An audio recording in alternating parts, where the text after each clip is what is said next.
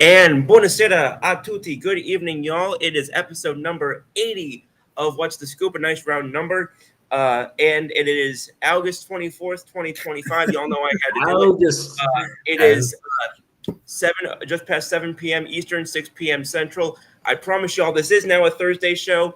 We had to do it Sunday this week. I appreciate everybody kind of reorienting because of my travels, but no, this is now a Thursday show henceforth, and so be looking for us henceforth on that day.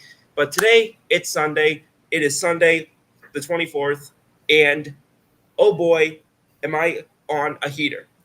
I've heard fans tell me, "Oh, I'm apathetic. Oh, I'm checked out. Oh, no, I am hot, and I am not just hot because I live in Mississippi and because it is, the late summer, and because I don't think this city has known what snow is, except for back in like the late 80s when they thought it was an illicit drug or something. I have absolutely no idea how to characterize how I feel the last 3 days. Last night, watching the Yankees, if you want to say play against the Red Sox, I don't even know if I would use that terminology, but whatever they did against the Red Sox, it was pathetic. It was like it was the worst thing I've seen as a Yankees fan, only rivaled by Game 5 of last year's World Series. And quite frankly, if you want to tell me that you think it's even worse than that game, I'm not going to stop you, and I'm not going to counter that argument. It was awful. I've got so much to say. I know we all have so much to say. I'm kicking this over to my longtime co-host, my buddy, Mr. Brandon Furtado. How you doing, boss? Could be better given the circumstances, obviously. I think we all can agree on that. But yeah, these 3 games now, we said for the last couple weeks as they were getting hot, we had all kind of talked about it on the show. Everybody just kind of knew that this was the series where you had to, stake your claim, make your name going into the last month of the season. So to come out the first game.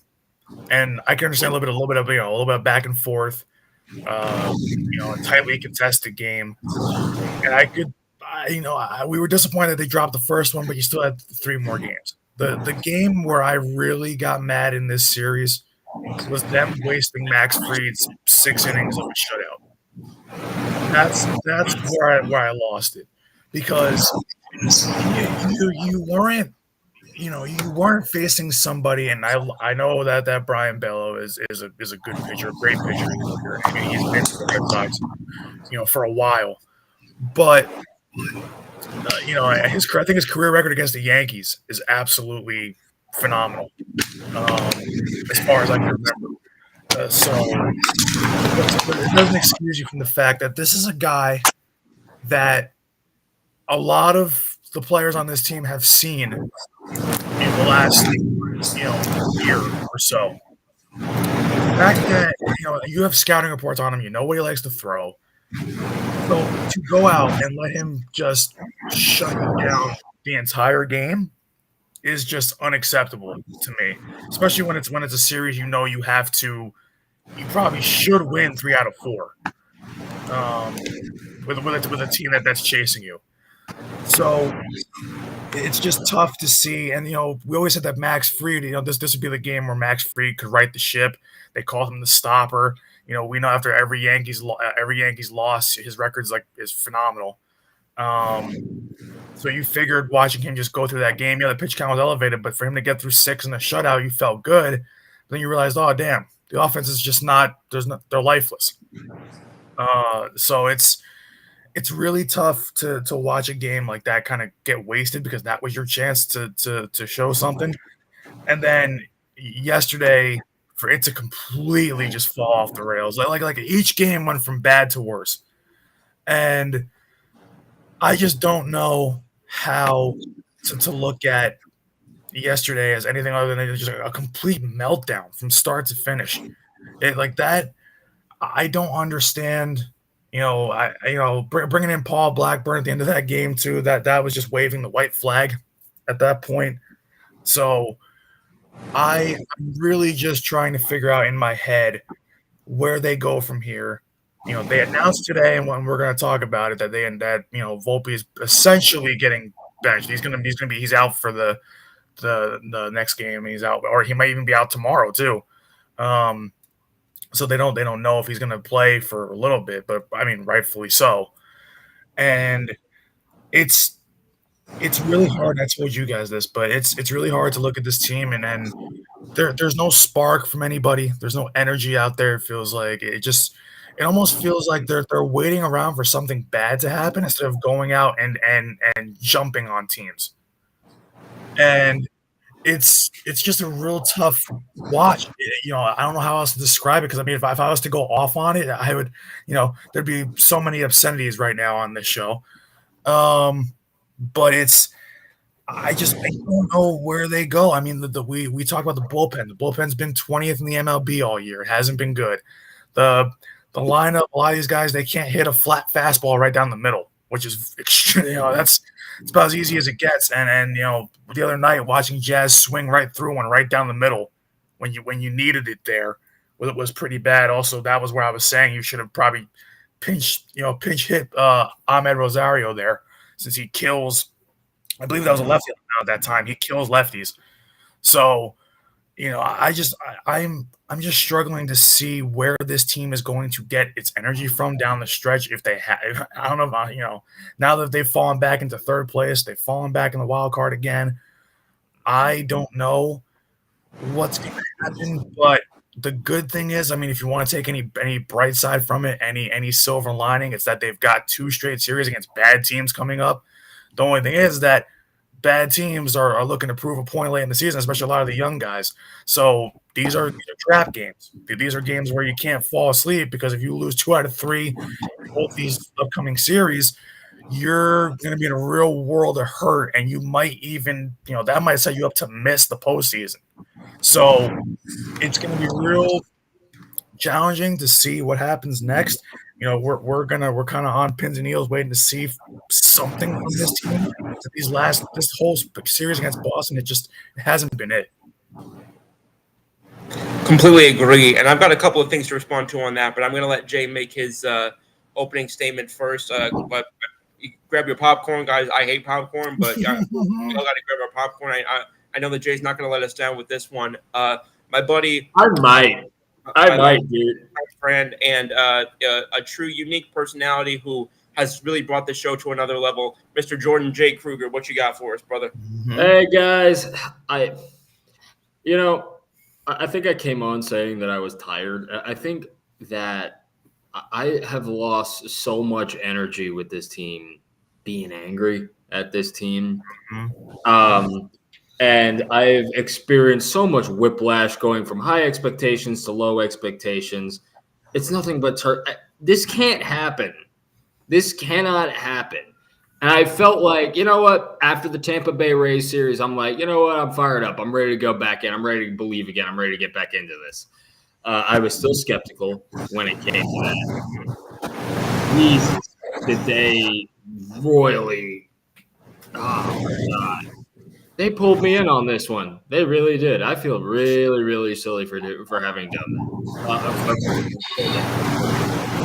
I don't know if you guys, by the way, pause right here. I don't know if your guys are hearing like a draft like sound. Okay, so I may have said this to I thought both of y'all heard this. Maybe only Brandon did, but okay, so I've got a fan right next to my head because I live in Mississippi and because I don't think that I don't even know if it's illegal to sell long sleeve shirts in this state.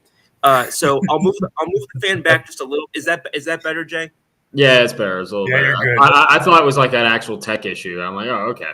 Yeah. No, it wasn't a tech issue. It was a SCOOP thermal regulation issue. All right. Well, I'm glad. Yeah, I'm glad it's something at least. Pick up where we left off, boss. Yeah, so we've got an upcoming series against the Nats, and then right after that, the White Sox. By the way, gets worse after that because what is it? That's when we go to Houston, and I think afterwards we see the Blue Jays and then the Sox again. Brandon's right. We could miss a postseason spot.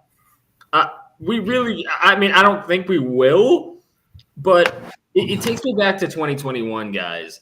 Like 2021, the only teams that you could say were conceivably not numerically, but in terms of skill better than us, were like the Mariners and the Blue Jays at the time. I think they were both 90-win teams.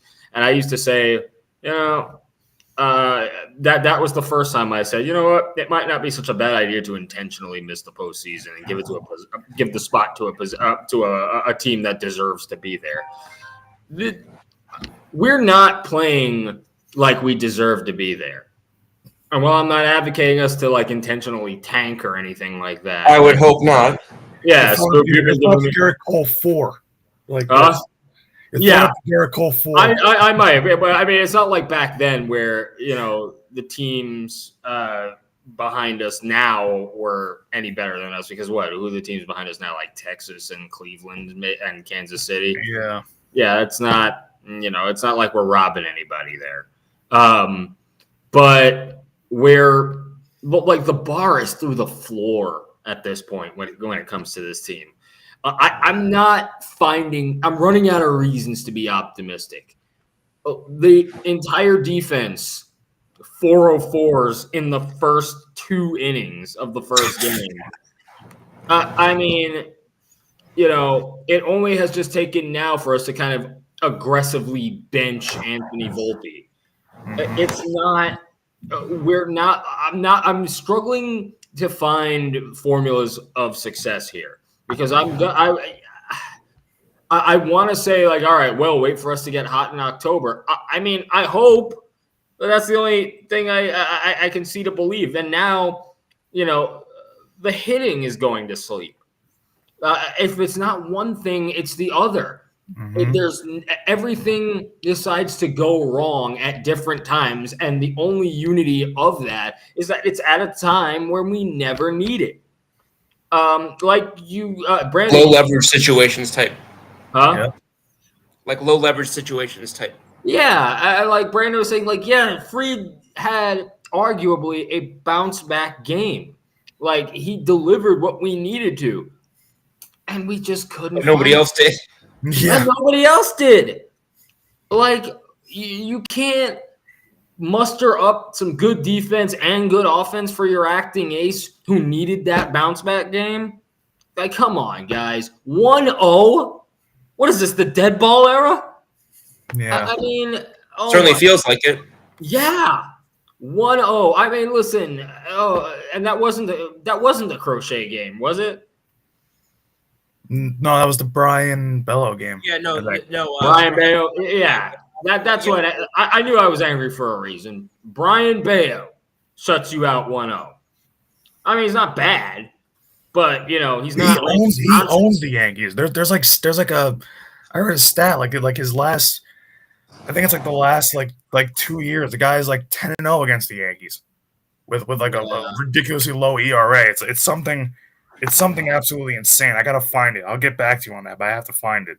Yeah, well, I mean, the point is that the Red Sox pitching outside of Garrett Crochet were not, at least to me, a playoff pitching, setup. I know. I said. Yes. Yeah. Huh? No, I was gonna say I found it.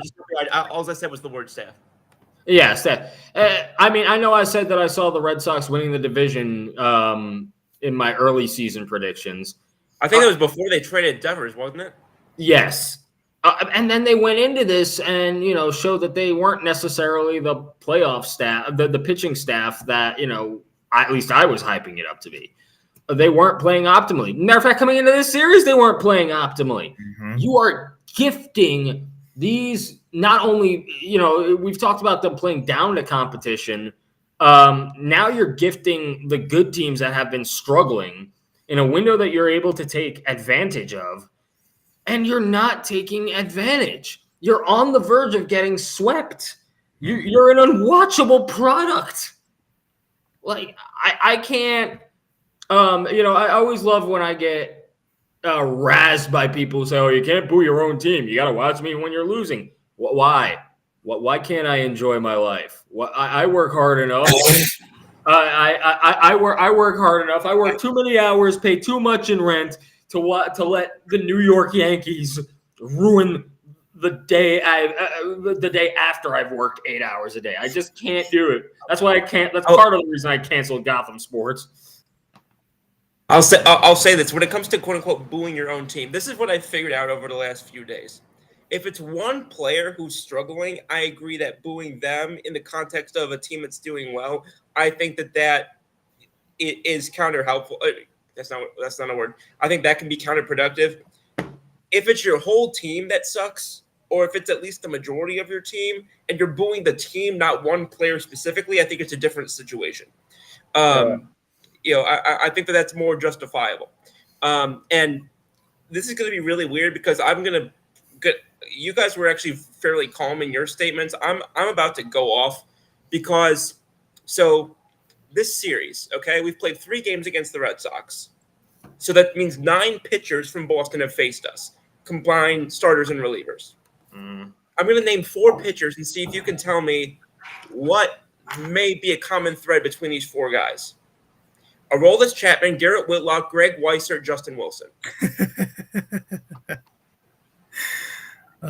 Any takers? Any takers? They're all former Yankees. They're all former Yankees. Mm-hmm. I heard that wasn't Justin Wilson washed at one point? Mm-hmm. At several points, actually, including with us. Apparently there's holy water in Boston or something because 9 pitchers have faced us, and 44% of them have been guys that we let go. Not directly to Boston, at least in the case of Weissert. But seriously, you're getting beat not only by your biggest rival, you're getting beat by your own former players. Does that, if that doesn't piss you off? We're proving that other systems are better than ours. Say that again? Who are proving that other systems in other MLB teams are better than ours. Well, if you haven't won in 16 years, that should tell you that there's better stuff going on. Like, don't become the Colorado Rockies and Jerry Jones and the Dallas Cowboys, who are so convinced that just because you're you, then automatically, everything you touch turns to gold, and automatically, you know best. Like, we're the. I mean, I don't know how the Rockies delude themselves into that. At least I know how the Cowboys do, because they're the biggest brand and blah blah blah blah. blah. At least I know how they do it. I don't know how Colorado does it, but and I'm gonna go back to this because everybody is talk about June 13th, blah blah blah blah blah, in terms of like a time when it all went wrong. I'm gonna go back to May 28th. This is courtesy of Baseball Reference. I don't use them as much as I use FanGraphs and StatCast and Baseball Savant, but I like them for things like this. Going back to May 28th, we had a 7-game lead. We were 1 game behind Detroit, which shout out to Detroit. They're having a fantastic season. But we were 1 game behind Detroit for the best record in all of the American League. We actually had more runs scored than any other team in the American League, and we were only behind in runs allowed. We were only behind Minnesota, which makes me even more confused why they blew up their entire run prevention thing at the trade deadline. But I'm not talking about the Twins right now. I'm talking about the Yankees. Since then, in terms of record in the American League since that same date, the Yankees are 34-40. They are tied with the Tampa Bay Rays in record since then. They are behind the Cleveland Guardians, the Anaheim Angels, the Athletics, the Orioles, who we keep talking about as having struggled. They haven't been that bad, but they've definitely struggled. I know it's in a different league, but they have a lower winning percentage since then, since the Pirates, the Mets, the Marlins. How does this not make the hair stand up on the back of everybody who's associated, who gets signed checks from the New York Yankees organization, who gets signed checks from Yankee Global Enterprises, who has anything to do with anything related to the blue and white pinstripes? How does this not make them lose sleep at night? How does this not make them all lock themselves into a bunker room together and say, we are not leaving until we figure this out? That is not, at this point, that is not a slump. That is not struggling. That is not a cold streak. I get those happen in Major League Baseball. That even happened to as I told y'all, that even happened to the 2000 Yankees. They finished losing 15 of 18. We all know what happened after that. This is not 18 games anymore. What is the record I just gave out? It's 34 and 40. That is 74 games. That is almost half the season. When it's almost half the season, that is not a cold streak. That is not a struggle. That is not that's not, oh, that's baseball. That is who you are. Yeah. Anyway, I'm going to go to the comments real quick. They are who we thought they were. Ed Murphy says, Scoop finally fixed the mop on his head. LOL. Do you want to know what the guys? I looked up each of the stats again. What that Lucas Giolito has against the Yankees, Crochet, and Bayo. Bayo's the best one of the three. Bayo has 10 appearances against the Yankees. He is 5-3 with a 1.95 ERA. I care more about the ERA. I don't care about win-loss record when it comes to pitching. Yeah, but and then you've got Crochet hasn't started again. He's only had 3 starts against the Yankees, but in the 3 starts, he's gone 6 innings against them, 8 and a third, and 7. And he's given up in those games 7 runs in 21 and a third innings, which comes out to basically a 3.0, basically almost a 3 flat ERA. And he's won 2 out of the 3 games.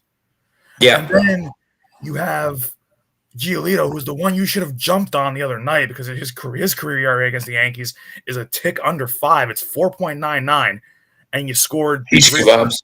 You scored 3 runs off of him when you had him on the ropes a couple times because you didn't finish. You left just as many guys on base early in that game as Heel did, and so it's like, Heel got out of it. Heel managed to make it work. I think even at one point they even gave Heel a 3-2 lead, and they stopped hitting after like the 4th, 5th inning. So it's just really, really bad all the way around. And then it seems like everybody's just taking their turn at destroying the Yankees, whether it seems to be, honestly, like, I wish we never left Tampa. Go back down and play Tampa for 3 more games. Because we'll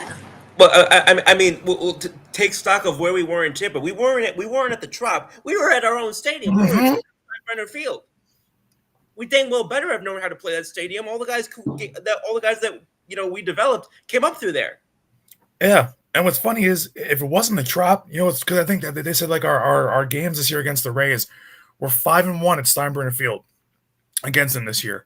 And I was making the joke to one of my friends. I was like, oh yeah, imagine if we played those games at the Trop. The record would be reversed. It'd be 1-5 because the Yankees can't win at the Trop ever.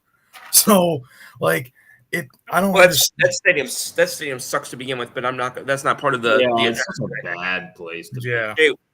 Jay, what were you gonna say? I said, yeah, it's such a bad stadium to be at. No, that's all I was saying.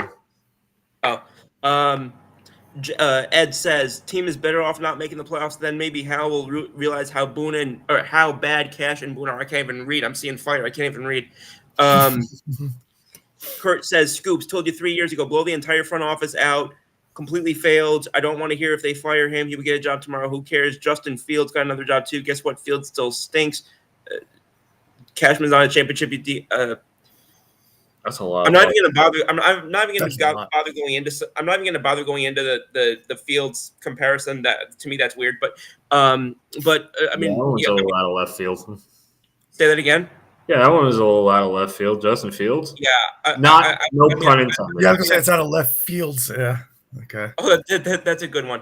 But again, like, I mean, am I going to sit here today on the heels of everything and try and defend either one of them? No, absolutely not. I want to win as a Yankees fan. If they have somebody that they think is better, I mean, Kurt hasn't given me a name, but if they have somebody who they think is better as a GM or as a manager, please bring them in. I don't care. I'm not loyal to Brian Cashman. I'm not loyal to Aaron Boone. I'm loyal to wanting to win for the Yankees. If they have a better one, put him in there. I was saying for a while, I didn't see who that was going to be, but I was not saying if you have one, don't bring them in for the sake of keeping Boone. I don't care who it is. Bring them in. I want to win championships. Anyway. But how do you really feel, Scoop? Say that again. I said, but how do you really feel, Scoop? It's 25 minutes into the show. The fact that I haven't dropped an F-bomb is fascinating. It's impressive to me. But anyway, so we were talking about high leverage before the show. And we were talking about how the team has mostly, and actually, I think Brandon, was talking about how our biggest hits and performances have come like when it's been in like the lower leverage situations. So I couldn't find a way to do the high leverage numbers since that May 28th, but I found them through the entire season. These are the guys who, according to the weighted runs created plus, just because it's an easy number to look at to kind of try and encapsulate everything offensively. These are the guys who have fallen below that league average level for the Yankees since throughout the entire course of the season. This is just offensively. Austin Wells, Cody Bellinger. That does surprise me because it always seems like he does seem to come through, but apparently that's not considered high leverage. Jason Dominguez, that doesn't surprise me. Paul Goldschmidt, that doesn't surprise me.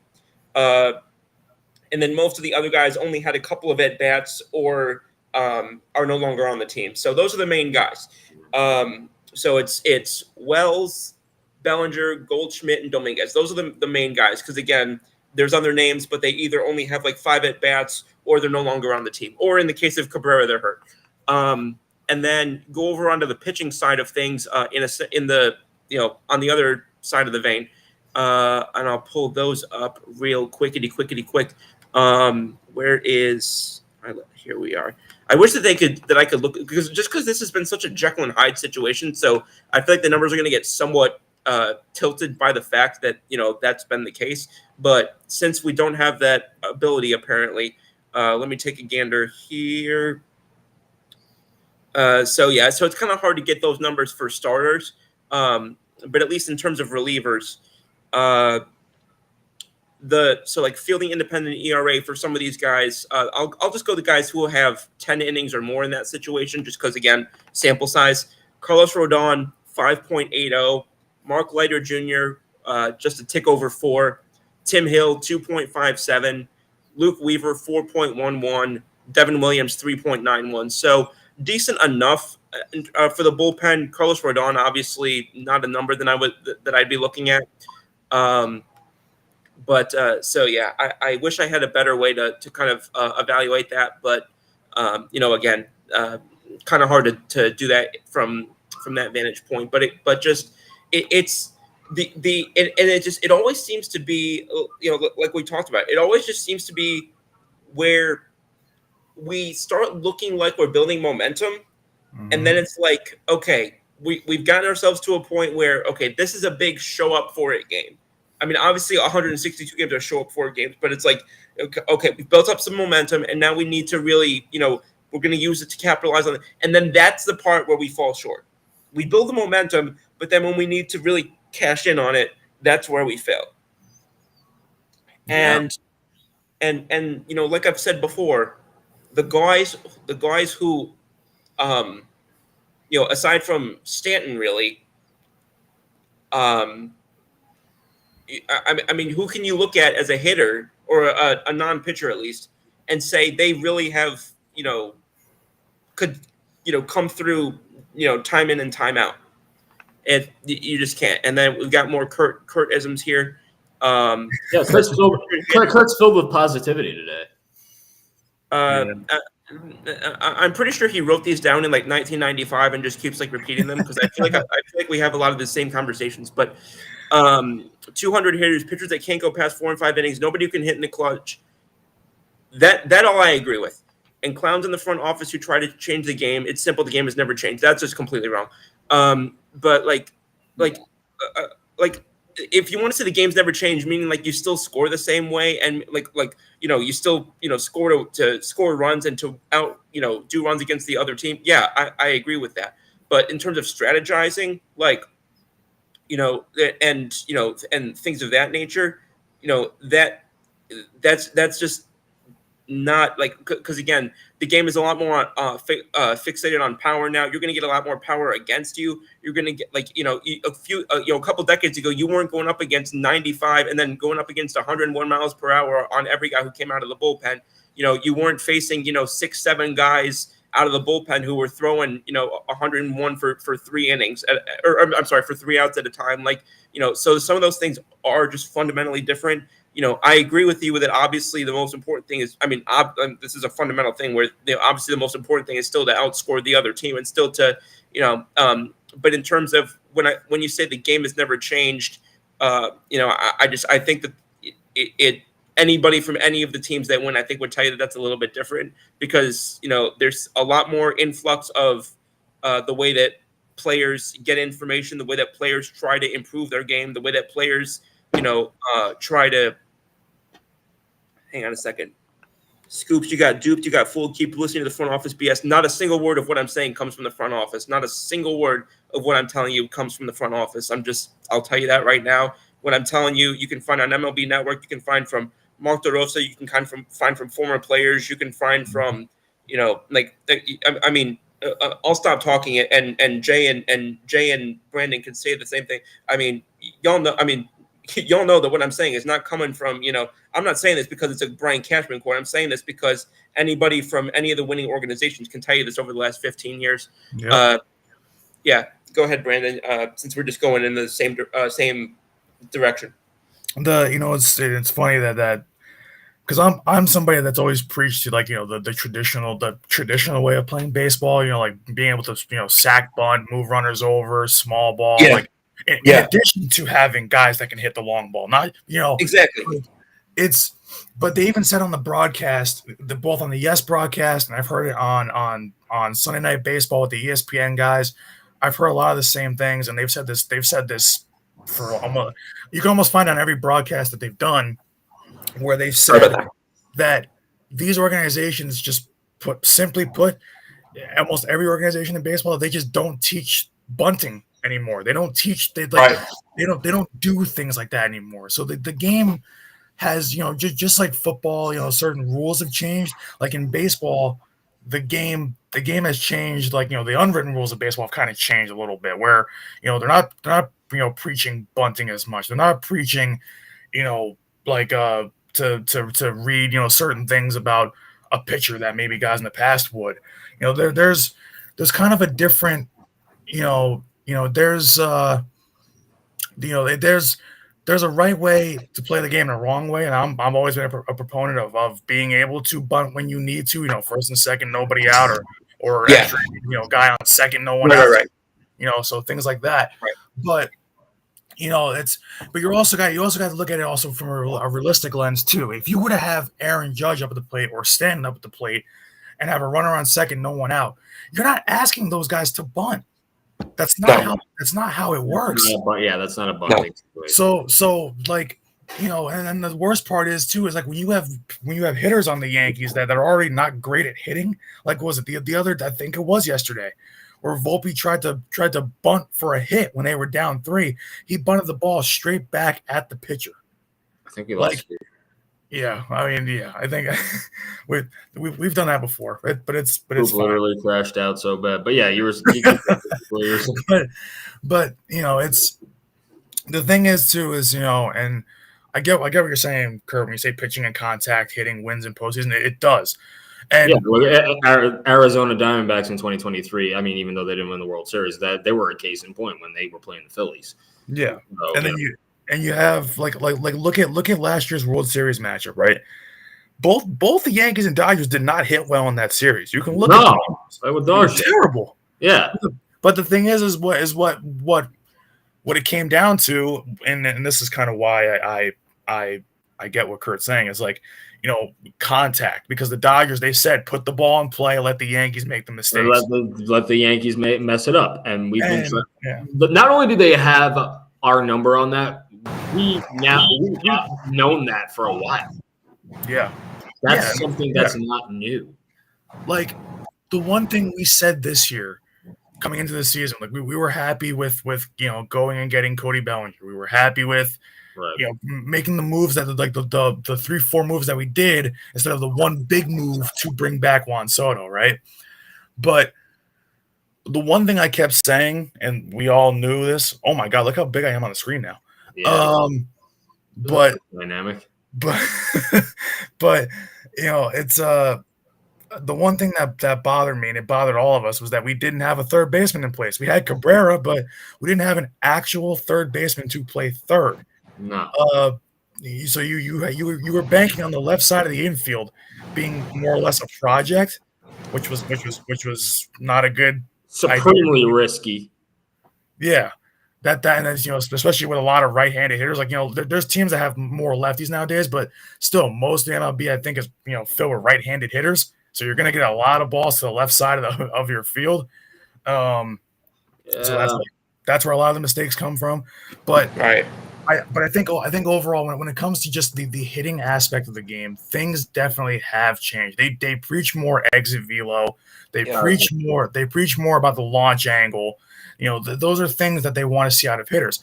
And then I think, what was it? Didn't we talk about this a couple weeks ago where Didi said that what the Yankees, this was even a few years ago, what he saw, with the Yankees, where things were changing and it didn't look good in the lower. Didi Gregorius, basically, he was on a rehab assignment, and he basically said to somebody when he came up, or he said that, I think it was to Brian Hope, one of our top beat writers, basically said, you wouldn't, excuse me if my grandmother's watching, but he basically said you would not believe some of the bullshit going on in our minor leagues. And basically and some of that, and again, I think, because you and I talk about, we all talk about like fundamentals and things like that. I'm never one to say that fundamentals is not. Obviously, fundamentals are, not to sound stupid, fundamentals are obviously fundamental. That's why they're called that. Yeah. But again, like, and I look at other teams, and in a sense, Kurt is not, like, I'm not going to completely like disagree with Curry here. Yeah. This is watching the postseason. It's about pitching and manufacturing runs, not home runs or strikeouts. You never win like that. I'm going to kind of 50% agree, 50% disagree. What I'm going to say here, when you said never win like that, pitching first of all, for some teams, yes. For some teams, no. But what I will say is, where I do agree with him is, you have to have different ways to be able to win in the postseason. Yeah. That's where I will agree with you. When you say never win like that, I think that's too much of an absolutism statement. But when you say you're not going to win by only being able to win one way, that is 100%. I agree with that. And I think that's where, like, and we've talked about this in the past, where you look at teams that win recently, like the Astros, the Braves, the Dodgers, and you say, well, they're not analytics teams. First of all, that's a bunch of crap. But what I will say with that is, now Jay's gone. What the? I don't know. We're losing people like crazy. We lost you for a second. Well, for me, that was entirely on my fault because I didn't have my charger plugged in like I thought I did. I don't know what just happened to Jay. Well, I'll just keep talking and hopefully he'll come back soon. But what I was going to say was just that and what I have started to see recently, and we've started to see this with our prospects, and I start looking at the young players on other teams, both at the major league level and all the way down, is they develop those guys according to their biggest strengths. Mm-hmm. We develop guys, I think, Hi. We were talking, so like we've spoken recently about how the Yankees look like they're playing trying not to lose rather than playing trying to win. And I kind of look at that from a standpoint of, I look at like the Yankees, and it's like the Yankees develop players to not have any weaknesses, as opposed to develop guys into their biggest strengths. Mm-hmm. And I feel like that's where they kind of that's, I think, why they end up with so many high floor players, but not very many guys who reach their ceilings, as opposed to other teams. There are other teams who probably have more flops, but we don't see them because the guys that get to their ceilings so much more consistently are the guys that win out. We look at the Astros. Anyone remember that the Astros a decade ago, they drafted Mark Appel, they drafted Forrest Whitley, all these other guys? No, because we see the Correas, we see the Bregmans, we see the Framber Valdez. I don't even remember if he was a drafty guy, but he was he was an original Astro. I'm almost certain. We don't remember those busts because of all the guys who come through. Excuse me.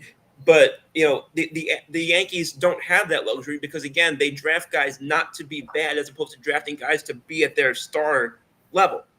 And I think that's part of the difference there between these other teams play to these prospect strengths, as opposed to playing against their weaknesses, if that makes any sort of sense whatsoever. Does anyone else have anything on that, or do we want to go into our next segment? We can go to the next segment. Yeah, I think we've beaten it up enough. Yeah, we got a new guy on YouTube here, Josh. That's my buddy Josh. That's okay. So. I don't know how to say his last name. Looks a little bit like something that Elon Musk's kid would be named, but well, yeah, it's not his last name. The TCA thing, that's part of the New York sports thing that I'm in, the chat that I'm in with all the whole bunch of guys. Yeah. So okay, well, Josh, it's good to see you. Hope you're doing well. On YouTube says Jazzy. I hope that means Jazz scored. And for those who don't know, Jazz, two-run home run. Unfortunately, is dealing with the passing of a loved one this weekend. So very happy to hear that he there really is something about these guys who, when they go through some of their biggest struggles, they kind of take it out on the field. And I mean, obviously, the biggest thing for him is my condolences and prayers are up for the Chisholms and all of his loved ones, and very glad to see that he's able to kind of channel that in a way that he's trying to honor whoever this individual is. I don't have the identity of that person, but I do know based on what happened this weekend. So Ron Jack, nice way to pay tribute. Absolutely. Yeah. Absolutely. Yeah. And pivoting from that, I asked y'all guys a fun question over the last couple of days. I asked y'all about as all Yankees fans here, who was your Yankees Mount Rushmore? But I threw a fun twist on it because I didn't feel like 15 minutes of us talking about Gehrig, Ruth, Mantle, and DiMaggio was going to interest anybody, including ourselves. But so I asked, it's got to be four guys that you have seen play as a fan. It doesn't necessarily mean you have to go to a game and see them, but you have been a Yankees fan for their career. And Brandon, since you're the one kind of dominating the screen right now, I'll start with you. Your big four, your sort of your version of Yankees Mount Rushmore. Take us through your 1 to 4 and kind of walk us through a little bit on your how you pick those four players. So it's really hard because even in our lifetimes, I mean, there's already so many Yankees you could pick from based on just whatever memories you have of them. Absolutely.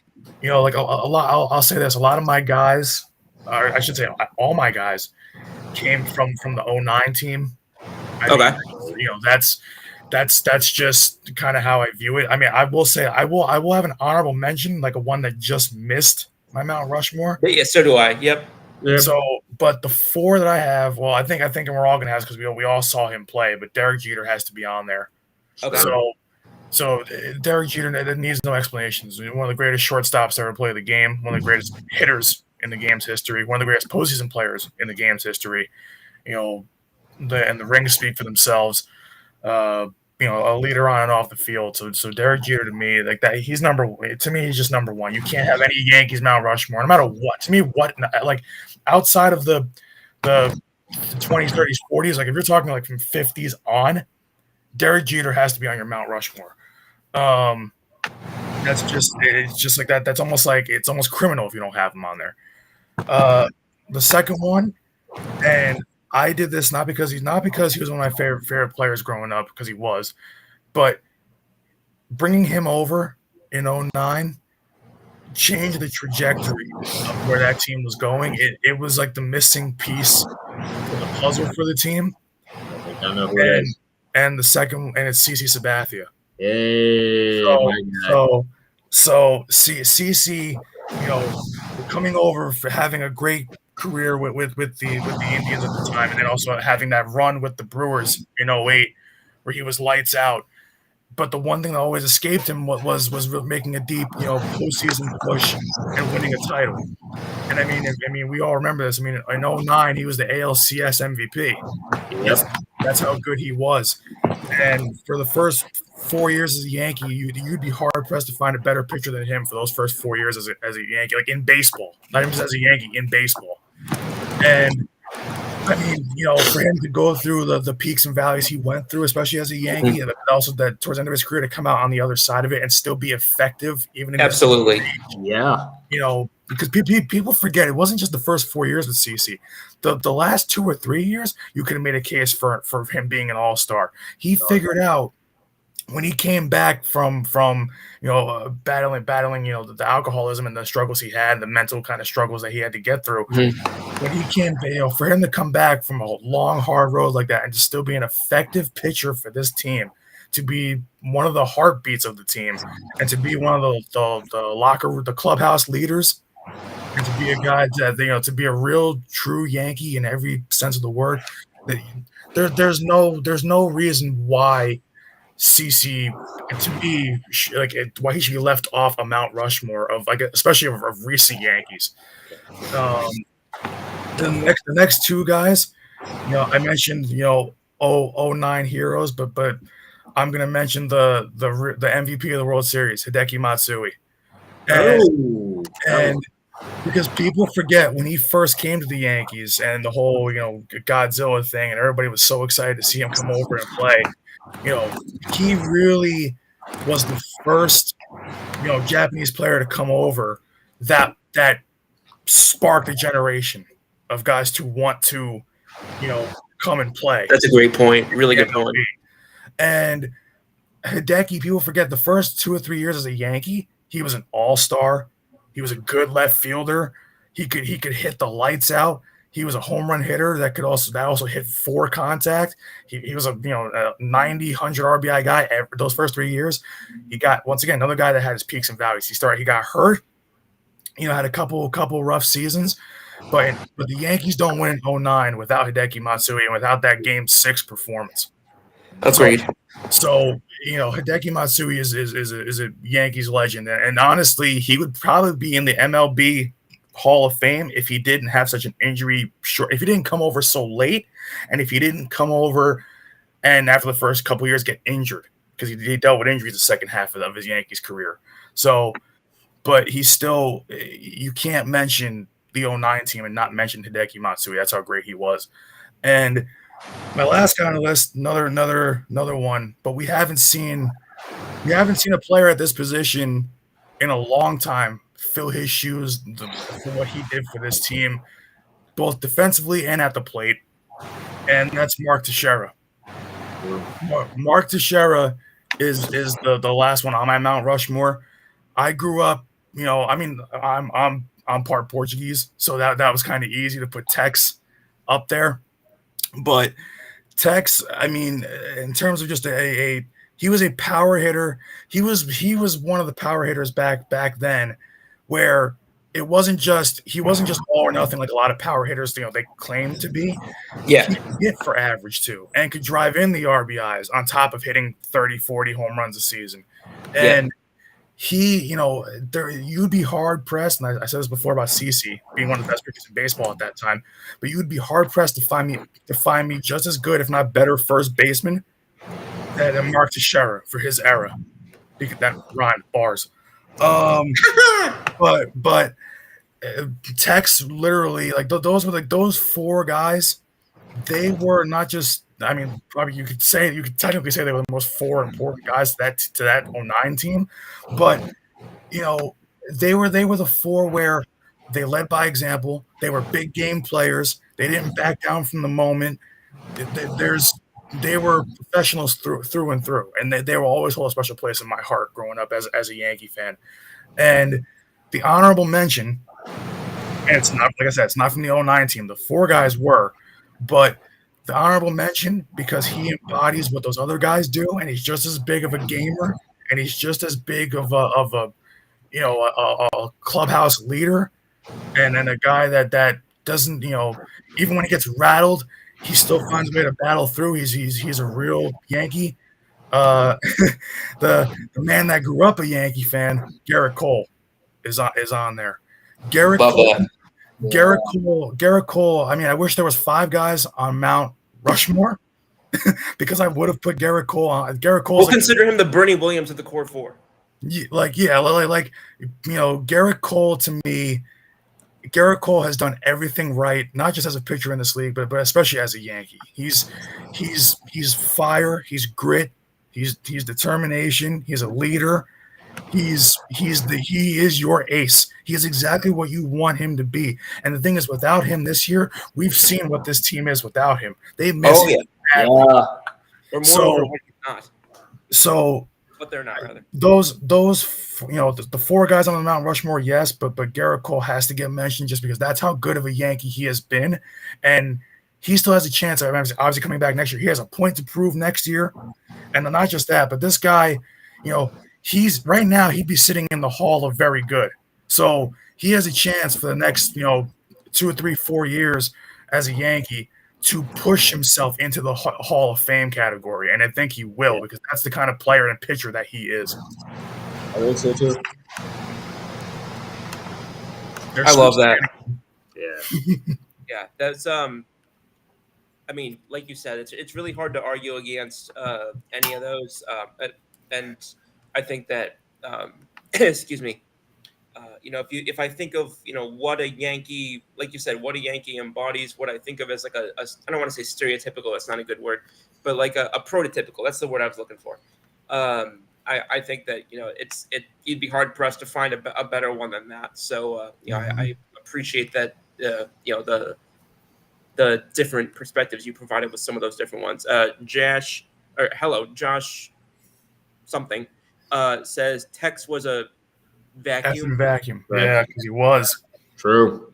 Yeah, I'm not going to put up the comment just but Yeah. I do appreciate and I agree with everything that you said. I'm going to kick this reverse around the horn. Mr. Kruger, what is your core? Or I'm sorry, your Mount Rushmore. And if you had any sort of like a bonus guy or any of that, obviously share that as well. I had it was tough because like having watched the Yankees as long as I've been able to. I mean, there were a couple of people who got left in the honorable mentions and are close to the honorable mentions. The ones that I'm sure about, number one's like Andy Pettitte. Andy Pettitte, fierce competitor. You like the most winningest playoff pitcher in baseball. Should be Hall of Famer. That guy, absolute beast. The intimidatory stare that you would get from the glove. Easily. And by the way, we don't lose in 2004 if Andy Pettitte's on that. I'm convinced that we don't lose that ALCS if Andy Pettitte's on the team. So Pettitte was easy. Derek Jeter be the next one. Self-explanatory. I don't think I need to go too far into that one. 3 and 4 is when it gets a little dicier for me. So Mo is definitely my Absolutely. guy. Yep, Mo is definitely on my Mount Rushmore. Again, you want to go back to the 2003 series. Did something that closers just don't do anymore. That guy battled through 3 innings of relief and basically like saved our season back then. That's one of his most marquee games for me. Also added to the fact that if he didn't do that and if Boone didn't hit the walk-off, he realized we probably still would have been cooked because the 3 guys left in our pen in that game in Game 7 in 2003 were like Gabe White, Jeff Weaver, and Jose Contreras. Not necessarily people who are an omen for success. The last one, me and Brandon shared him, CC Sabathia. Again, game changer in 2009. He's a member of what they call the Black Aces, one of the black pitchers that have at least 20 wins. Love that guy. Team loyalist, and that is what gets you on the mount over my other 2 guys. Absolute team loyalist. Was willing to give up $50,000 for just 500. 500 grand to defend his brother. That's class to me. That's loyalty to me. That's him, giving back to the team that gave so much to him, which is unsurprising the way he went out. And it was a sad way he went out, but not sad in one sense. I mean, I cried when he left the mound for one last time, CC. Yeah. But I chose to look at it a different way, and I told other Yankee fans, I'm like, you can choose to look at it this one way. You can say that, what a way for it to end, or you can say that he did what he did as a Yankee, and that is pitch till he can't pitch anymore. He literally pitched until he couldn't anymore. Yeah, and that's the way I chose to look at it. My honorable mentions, of course, were going to be Aaron Judge and also Bernie Williams. Again, I am tired of people leaving Bernie Williams, present company excluded, obviously. out of the core four. It's easily the core five for a Fab Five. If you Right. want, Bernie Williams, we don't win in '96 without Bernie Williams. Mm-hmm. He does that, and all of us, and also plays the guitar, finds a way to play the guitar. I mean, could you ask for a more skilled Yankee? That is so based. Yeah. So those are my guys, man. That's my Mount Rushmore, and it was tough because It really is. I changed mine like 3 different times. Yeah, you have to. It's just too good. Yeah, I appreciate that. Those are, I'm glad that you mentioned the 500K story with CC. I love that you mentioned the guitar with Birdie. I feel like that gets really over. I think he's a Grammy winner too. I think so. Grammy winner. If I'm remembering correctly, when Mo was retiring, didn't he perform at one of Mo's final games or something? I think so. Yeah. I think he did. Yeah. Yeah, something like that. So like I said, mine was, I mean, obviously all of ours were difficult, but the first one, I've called him my favorite player so many times. I've called him one of my favorite players of all time so many times. There's myriad reasons for it, but in my opinion, the greatest Yankee pitcher that has been a Yankee pitcher in my life, Mariano Rivera. I mean, I don't care that he pitched, 1 inning a game. We all know this, but I'm just going to say it one more time because there's never enough times to say it. You knew what the guy was throwing you for 20 years, and you couldn't do anything about it. Mm-hmm. Like he literally said one time in an interview with, I think, Jack Curry, he says, the only thing I didn't tell them before was, hey, guys, I'm about to throw the cutter. And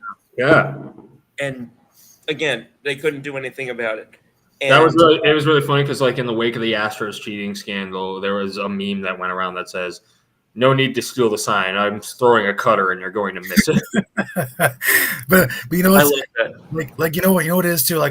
I was debating to put Mo on there, and I obviously I wasn't gonna leave him off. But at the same time, I was like, I know that's I didn't want to take the easy answer because Mo is obviously gonna be on there. Well, it's funny that you say that because that's actually, I don't have Jeter on mine, and that's one of the reasons why. Interesting. But I don't have Jeter on mine. But when I get to the rest of mine, I think you might understand why. Yeah. The next one, I think we all can agree on this. CC Sabathia. Yeah. The fact that he, did what he did, like you said, literally pitched until his arm fell off, did what he did with the 500K, his transparency about the stuff that he struggled with off the field, but still almost how many pitchers reinvent themselves and come back and almost have basically a second career.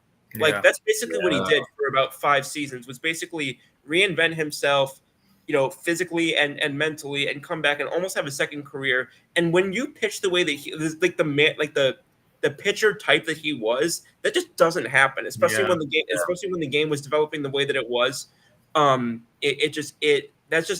was not that it's just rare. It's just, it doesn't happen. And he struggled so much himself with his own personal issues too. That was my point. Yeah. That was my point. Yeah. And also, and I'm not even trying to be funny when I say this, but also, I mean, we all know that it was like a meme when he was there. It's very rare for a pitcher to be at his best when he's 300 pounds. He was the least athletic looking guy ever, but he was such an athlete at the same time. It was so impressive. People forget at the age of 36, and this is why I always said that he could have made a case for him to be an all-star, especially that last 3-4 years of his career, because one of those seasons, I always remember this, at the age of 36 and back, and guys are pitching well into their 30s now, but even almost 10 years ago, that was unheard of to pitch that late into your 30s, unless you were Nolan Ryan or somebody like that. But I always said that you look at the numbers. He had a 14-win season with a 3.69 ERA. One of those years. That's all-star level. Yeah, it really is. Especially when 3 was considered the new 2 ERA and 4 was considered the new 3, almost, if that makes sense. At that time, but yeah.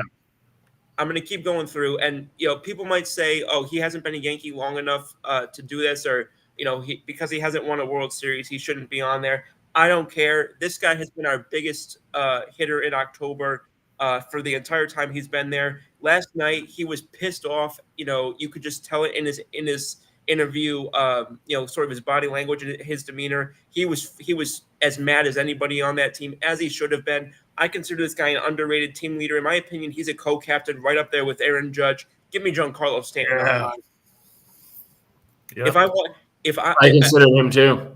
Aaron Judge is by far our best player the last 8 years. But if I need if in Game 7, if I've got if I'm down by 1, 2 outs, bottom of the ninth, and I got 2 runners on, and I need a guy up there to give me a clutch hit, I want Giancarlo Stanton before anybody else on this team. Yep. Oh yeah.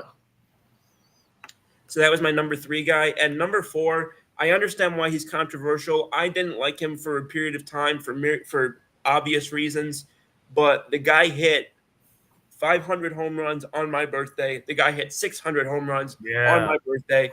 He was my favorite player for so many years, and even after he was doing completely just asinine, egotistical things, when he got himself clean, the way that he sat down with Joe Buck and was completely transparent about everything that he did, and the way he talked about how he could have signed for 700 home runs or a chance to get that, but ending his career with 696 as a Yankee was more important to him because of the way that the Steinbrenners had patience with him and stuck there with him. Y'all know who I'm going to say. Number 13, Alex Rodriguez. I got to finish my. They don't. That's another guy that in 09 they don't win without him. Exactly. I'm glad you mentioned that. And then now finally my if you want to call him my sort of wild card or honorable mention, whatever you want to say, a pitcher who I think is right there with Aaron Judge in terms of the fact that it's a travesty he never won a ring with us. You could argue, in my opinion, right up there with Garrett Cole. If you needed to win a game during my time as a Yankee fan, this is the guy you wanted on the mound. If you wanted Garrett Cole in Game 1, you wanted this guy in Game 2. It's so sad to me that he didn't get to a World Series with us because I believe he would have shoved. And I think even though he had a 7-year career with us as a starting pitcher, I think it was about as of consistent of a 7-year career. And you could tell how much this guy loved being a Yankee and cared for his teammates by the fact that we all remember the time when he partially tore his UCL. He took out an ad to apologize to his fans and his teammates that he wasn't going to be there contributing with us. Y'all know who I'm talking about. Mr. Masahiro Tanaka's got to be one of the best postseason pitchers too on our team. Absolutely, yeah, exactly. Actually, in baseball, he was a money pitcher. He was sometimes the only pitcher we could trust. In my lifetime, you could post Core 4 era, like if it wasn't CC or Garrett Cole for the number 1, you're right behind those 2 guys for me is Masahiro Tanaka. Oh yeah. Mm-hmm. Yeah. So that was a really fun segment, guys. I'm really glad that y'all shared the guys that you did, and it's really fun. It's always fun to me when we have these discussions, and like there's a little bit of overlap, but there's also a little bit of kind of throwing, or kind of going in different directions at the same time. It was hard for me to not put Jeter. It was hard for me to not put Judge, but at the end of the day, I think that the 4 to 5 that I chose, I think that was. I think this is the 4 to 5 that I landed on, and I think it probably is. I like Josh's 4, because Josh put up. He said Mo Jeter. Josh enjoys the classics. I like that one. Yeah. Well, Josh. I always joke with Josh. He could be my uncle because he's the same age. He's the exact same age as my uncle. Okay. So. Yeah, and then I like that Josh said, "Give me Andy." Period. Because just like Jay was saying. Andy Pettitte was one of my favorite players, and hurting or leaving him off hurt me too. But again, it just goes to show how, like, even though they've not won since 09, it just goes to show how many just great really we have had really clutch. It's the frustrating thing. We've had clutch players, just not had clutch teams. That's the frustrating thing. Yeah, that's what's tough. If I could take like 2 or 3 players from each year. Or like each iteration of this team, I think we've had a championship team. It's just we don't ever all have them at the same time. It's like what Jay was talking about earlier in terms of like we always have facets of our team that are money, but they're always making up for the struggles of another facet of our team. It's like how many guys that I was thinking about. like in terms of this list, even guys who didn't win anything in New York that I loved during their time because they were gamers. Like, you had to me, like one guy I was thinking about because he doesn't get talked about enough as being a really good Yankee for a very long time was Curtis Granderson. I loved watching him play. I loved watching him. I love watching. In fact, I'll never forget my Aunt Deb. Shout out to my Aunt Deb. She gave me a book once, and I don't know if she was messing with me or not, but she says, "Do you know who this guy is?" And it was a book from Curtis Granderson, who would autograph the book. Oh, jeez. And I lost my mind. I remember saying twice, Curtis Granderson signed this. And I don't know, again, I don't know if she was goofing with me or if she genuinely didn't know who he was, but I was losing my mind. And like, it's just so funny to me how many times the Yankees traded with both Detroit and Arizona during a period of time. That's also how we got Didi Gregorius. And then now we haven't traded with Detroit since I was 15. Which was shocking to me. Hang on a second. My grandmother just met. Oh, okay.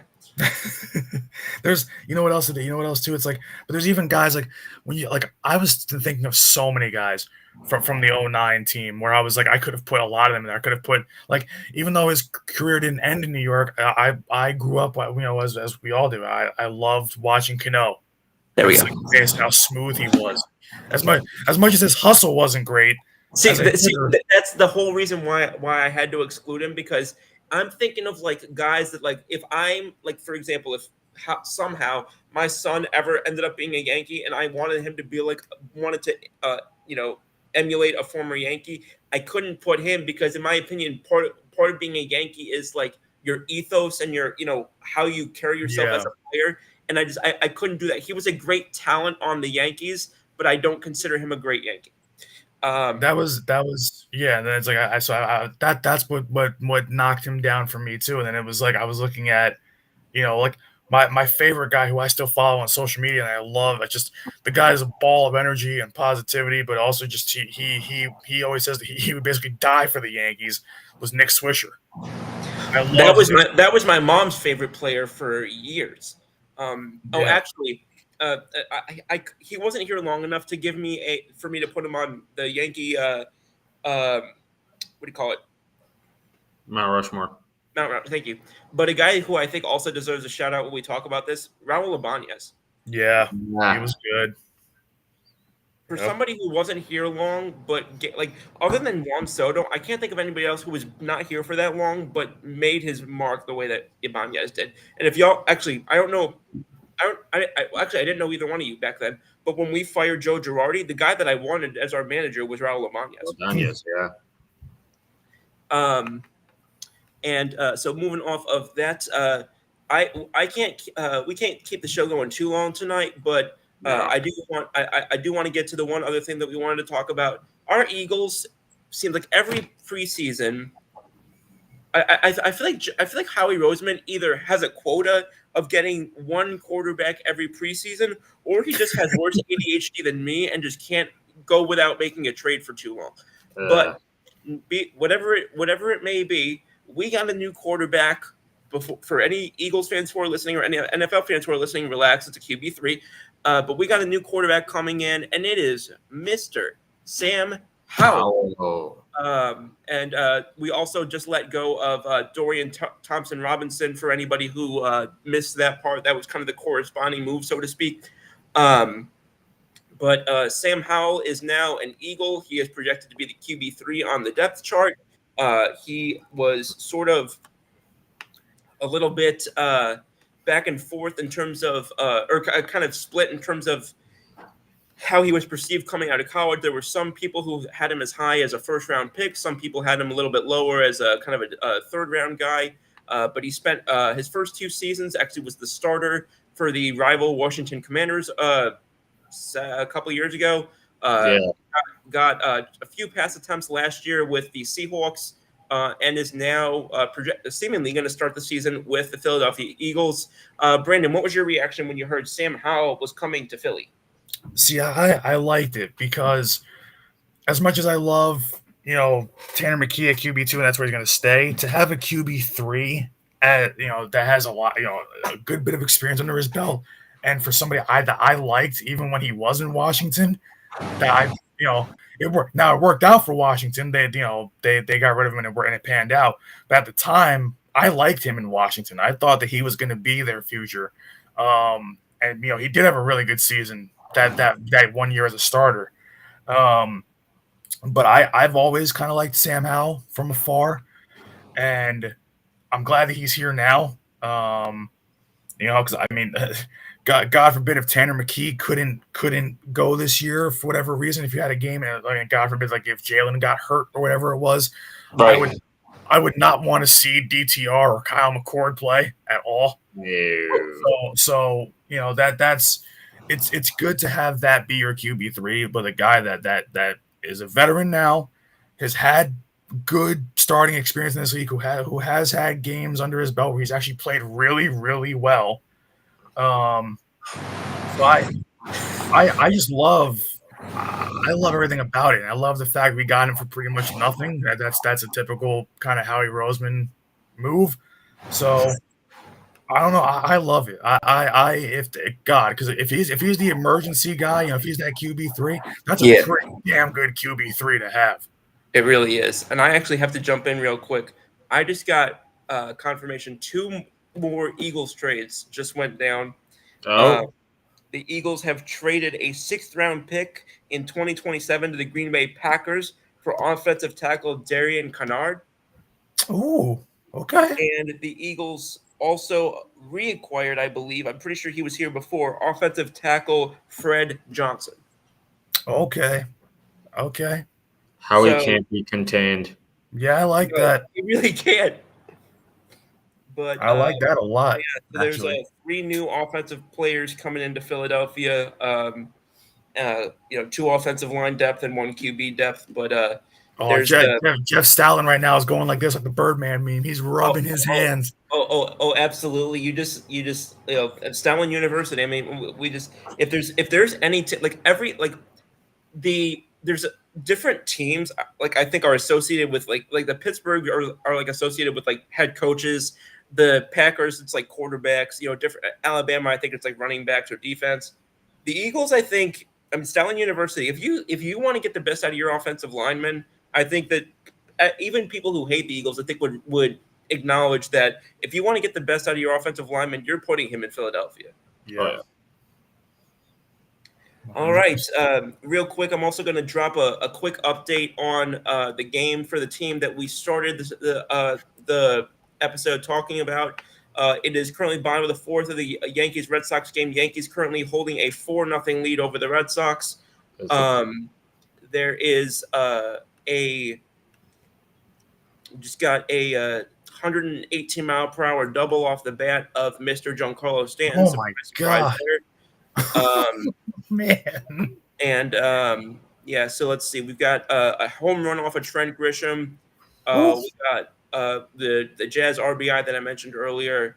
Yeah, Stan's 2 for 2 now, right? Stan's 2 for 2. He scored 2 of the runs himself. So 2 runs scored by Stanton, 1 run scored by Chisholm, and one run scored by Grisham. So safe to say, nothing's safe with this team, but can be said that in these first 3 innings, the boomsticks have been out. So we'll see how that develops over the course of the game. But as of right now, it is a 4-0 lead for the Yankees in the 4th inning of this game. We've got I know that Brandon and I both have been very hyperactive when it comes to fantasy sports today. So, Brandon, you got any more drafts tonight? Literally, I am waiting for my pick right now. On ESPN. Oh, on fantasy? Yeah, so the problem is there's 12 of us in this league, and I am number 11. So hey, that's what I was. I wore number 11 in baseball when I was little. So I'll tell you who's gone right now. Jamar Chase is gone. Bijan's gone. CMC is gone. Justin Jefferson's gone. CeeDee Lamb's gone. Saquon's gone. So 5 of those make sense. I want to know who took Bijan that high. He was the 2nd overall pick. So, but I want to know who took him. Do I know the person? No, it's a bunch of basically my Eagles friends and a bunch of people that are friends with my one friend. Oh, so now we have an auto pick because some guy didn't join the draft. and he ended up with Jahmyr Gibbs, so not bad. That's not terrible. That's terrible. I'm looking right now. I am zoning in on it. If he's left out there for me, I am taking Amon-Ra St. Brown. If he doesn't get picked, that'd be good. like that's what I'm with. Oh, and never mind, he's gone. Yeah, because I was about to warn you and say, don't. No, there's. And I've got a backup plan. Don't say it on the air because they might be watching. Yeah, I know. At this point, that was the worst timing possible. Damn it.